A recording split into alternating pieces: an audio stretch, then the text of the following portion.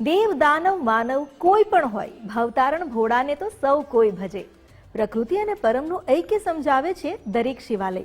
આમ તો દરેક શિવાલયમાં તમને પ્રકૃતિનો પ્રેમ અનુભવાશે, પણ કેટલાક એવા પણ મંદિર છે જ્યાં કુદરત સ્વયં શિવજીની પૂજા કરે છે. નદી, પહાડ, આકાશ, દરિયો બધા શિવજીની નજીક છે. દરિયાદેવ પણ મહાદેવના ભક્ત છે. એક સોમનાથ જ્યાં ગુગવાતો દરિયો ઓમકારનો જયકારો જપે છે, અને બીજું એક એવું સ્થાન આવેલું છે ભરૂચના જંબુસરમાં, જ્યાં દરિયાદેવ મહાદેવને પોતાનામાં સમાવી લે છે. દરિયાના મોજા મહાદેવને પ્રેમપૂર્વક આલિંગન કરી તેમનો અભિષેક કરે છે. સમુદ્રમાં લુપ્ત થઈ ફરી બહાર આવતા શિવલિંગના દર્શન એ અદ્ભુત અને અલૌકિક લાભો છે. વાત છે કાવી કંબોઈના સ્તંભેશ્વર મહાદેવની, જે ભૌગોલિક વિશેષતાની સાથોસાથ પૌરાણિક મહત્વ ધરાવે છે. તો આવો જઈએ સ્તંભેશ્વર મહાદેવની શરણે.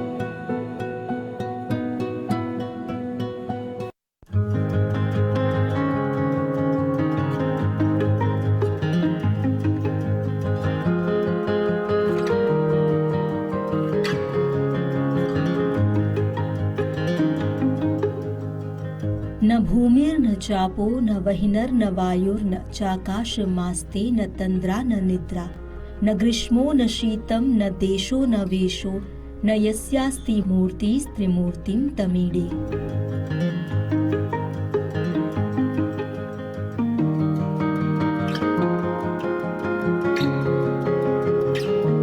अर्थात न भूमि કે નહીં જળ, નહીં અગ્નિ કે વાયુ, જેનું અસ્તિત્વ અવકાશમાં પણ સીમિત નથી.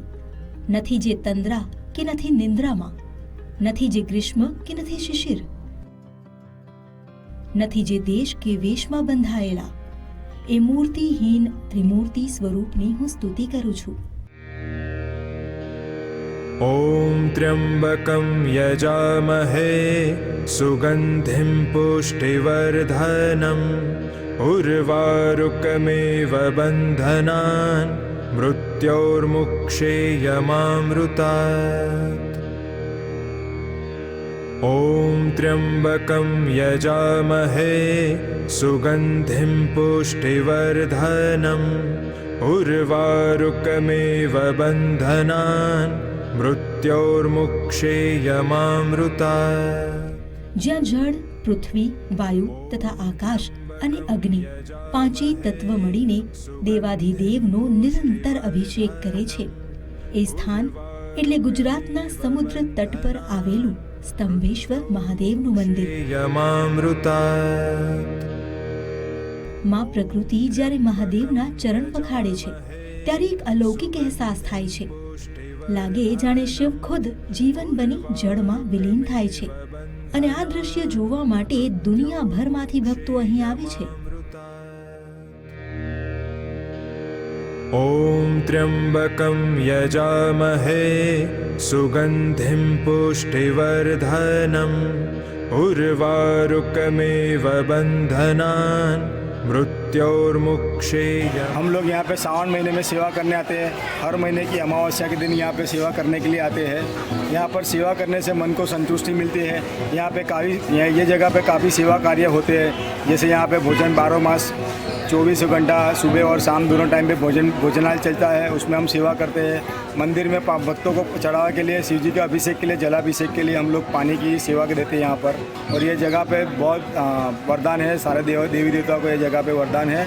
और जिसके वजह जो मनोकामना होती है वो यहाँ पे जो आगे एक बार आके संकल्प करता है तो उसका संकल्प अवश्य पूरा होता है.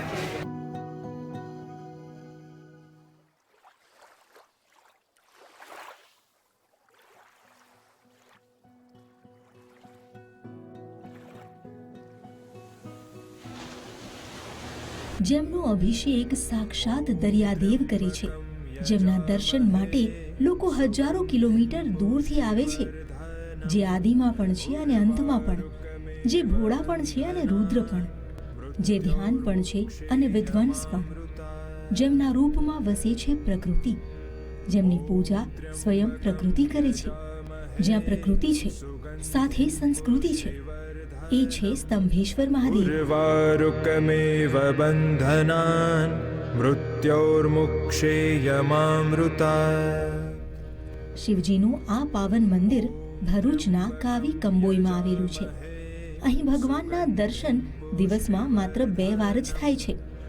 સમુદ્રમાં ભરતી આવે ત્યારે શિવજી સમુદ્રમાં સમાઈ જાય અને ઓટ આવે ત્યારે શિવજી પોતાના ભક્તોને દર્શન આપે. ઓમ ત્ર્યંબકમ યજામહે સુગંધિમ પુષ્ટિવર્ધનમ ઉર્વારુકમેવ બંધનાન મૃત્યોર્મુક્ષેયમામૃતાત.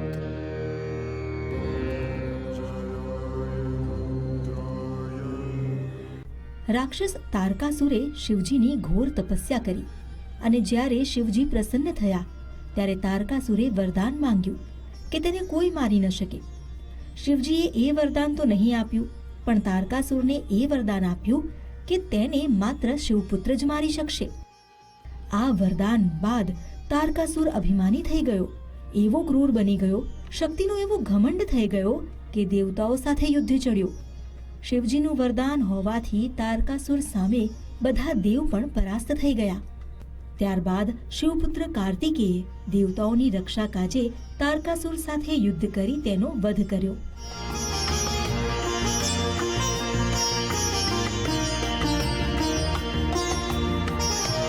પણ કાર્તિકેયના મનમાં એ અફસોસ રહી ગયો કે શિવજીના પરમ ભક્તનો તેણે સંહાર કર્યો છે.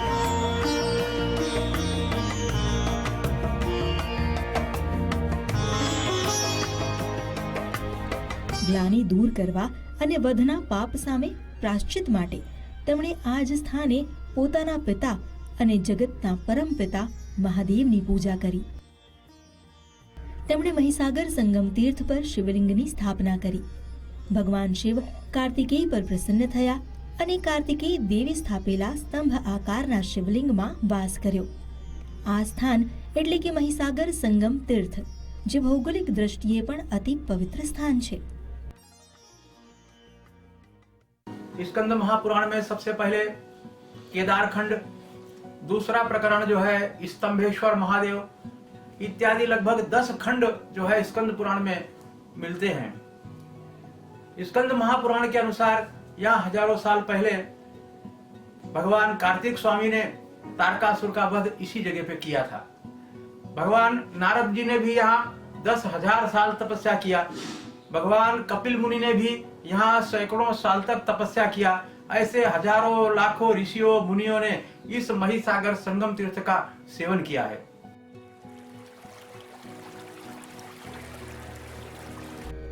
અહીં નાની મોટી 9 નદીઓનું સમુદ્રમાં મિલન થાય છે. જાણે નદીઓ પણ મહાદેવનો અભિષેક કરવા અહીં આવે છે. ઉર્વારુકમેવ બંધનાન. અહીં સ્થાપિત શિવલિંગ 4 ફૂટ ઊંચું છે અને 2 ફૂટનો વ્યાસ ધરાવે છે. ઓમ ત્ર્યમ. સ્તંભેશ્વર મહાદેવમાં મહાશિવરાત્રિએ અને અમાસ પર તો જાણે મેળો ભરાય છે. ભારતભરમાંથી લોકો આવે છે દર્શન કાજે. બંધનાન મૃત્યોર્મુક્ષેયમામૃતા. એકમાત્ર પરમાત્મા, જે બ્રહ્માંડનું ઉત્પત્તિ બીજ છે, એવા નિરાકાર ઓમકાર સ્વરૂપ, જેમને ધ્યાન દ્વારા જ જાણી શકાય છે, જેમનાથી સૃષ્ટિની ઉત્પત્તિ અને પાલન થાય છે અને અંતે જેમનામાં સૃષ્ટિ વિલીન થઈ જાય છે, એ જ શિવશંકરને હું ભજું છું. પરમાત્માનમેકમ જગદ્વિજમાધમ નિરીહમ નિરાકારમોંકાર વેધમ યતો જાયતે પાલ્યતે યેન વિશ્વમ તમીશમ ભજે લીયતે યત્ર વિશ્વમ.